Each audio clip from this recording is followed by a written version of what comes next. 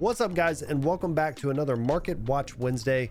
Yeah, I'm redoing the whole layout and everything, so next week's may even look a little different than this week's, but we're just gonna be diving into the cards that went up, the ones that went down, and some other cards that you want to keep an eye on.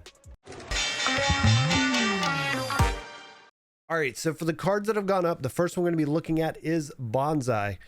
Yeah, Bonsai is one of those cards that's been used on and off, but specifically in the green purple deck, the tempo deck that's out there. And we're starting to see him get played in a few other off-brand decks and things like that. And this is the reason why the card is going up.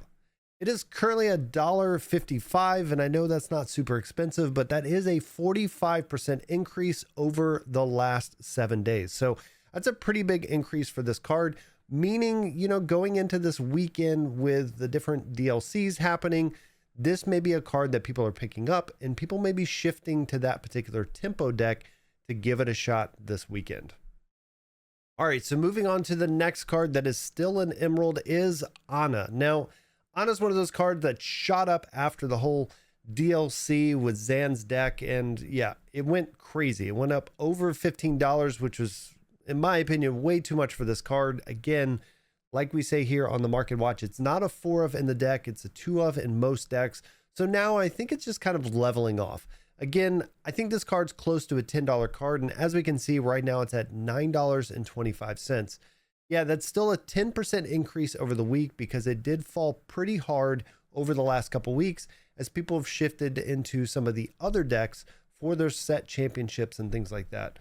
But again, as long as green steel continues to be a good deck, this card will kind of see fringe play.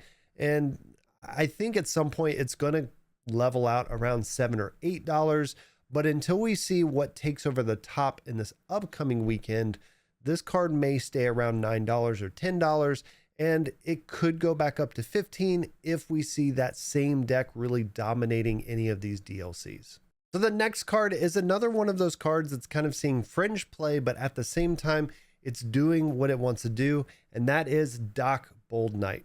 So if you don't play with Doc, essentially when you play him, you discard your hand and you can draw 2 cards. So if you're playing some type of aggro deck, you get to fill up your hand or at least grab 2 more cards when you play him. But this also kind of works in tandem with Tiana. Yeah, the older Tiana that says if you don't have anything in your hand, your opponents can't play actions. And so this is a pretty big combo between the two. And so this is why a lot of people are picking this card back up with those steel decks, whether it's some of the fringe ruby steel or like the Forbidden Mountains deck that they kind of put out a while back with amethyst steel, kind of running this in an aggro build. So right now this card is $2.44.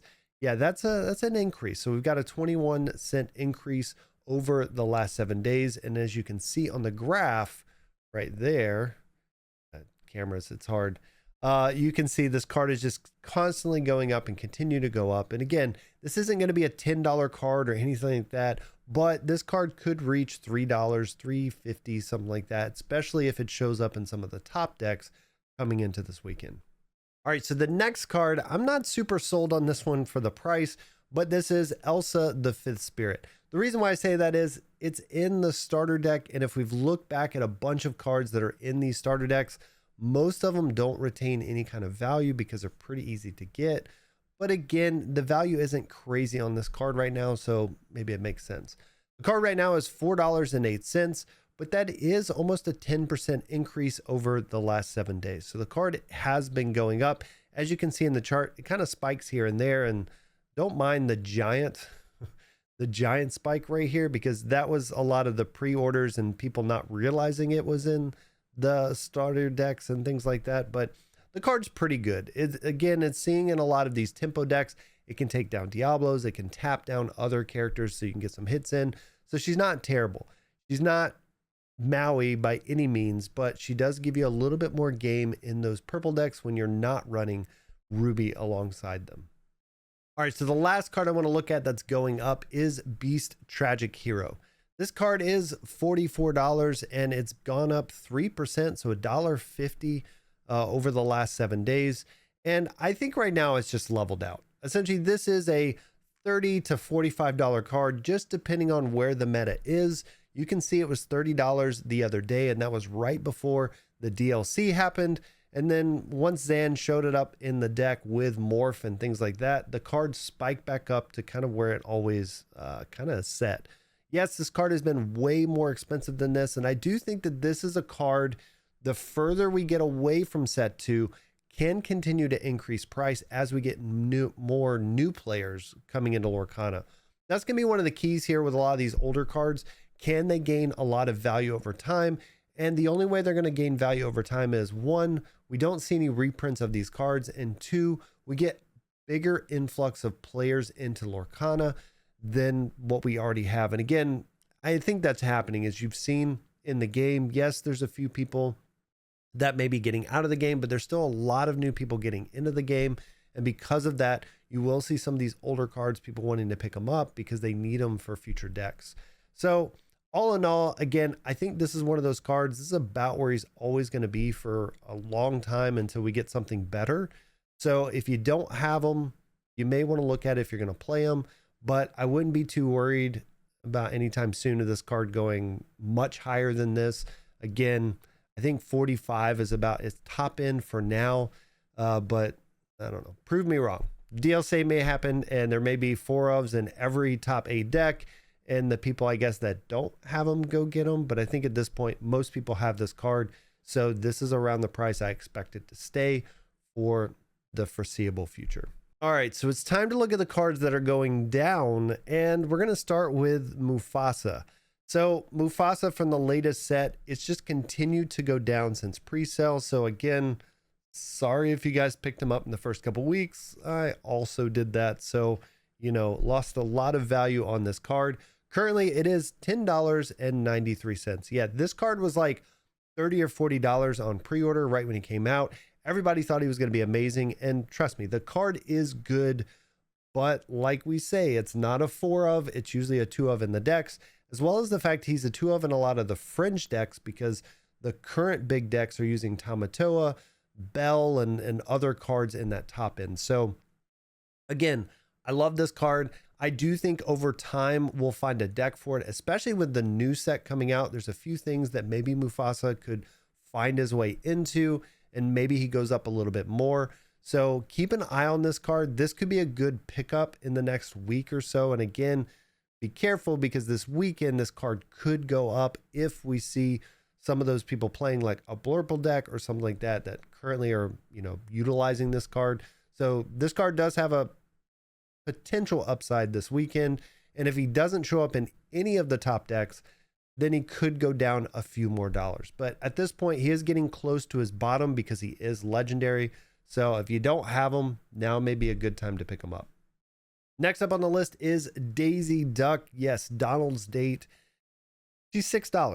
$6.16. This is kind of where I assume she would end up landing over time. She is down for the week. She's kind of up for the day, but down for the week, 14%. So again, this is one of those cards I think at this point is just stabilizing. She's about a $5 to $7 card, depending on the deck of the week. Again, what's controlling the meta. If we see Steel Song come out of nowhere, this card will go up a little bit. But at this point, I think this is about a $5 card, and that's what we're seeing in her price. So if you don't have them, now may be an okay time to pick them up. I don't really think she's going to go too much lower than this, but this is a really good card. It is a 4-of in a lot of the Amber decks. Gives you some aggro from the start, as well as a 1/4, so she is a little bit harder to pick off.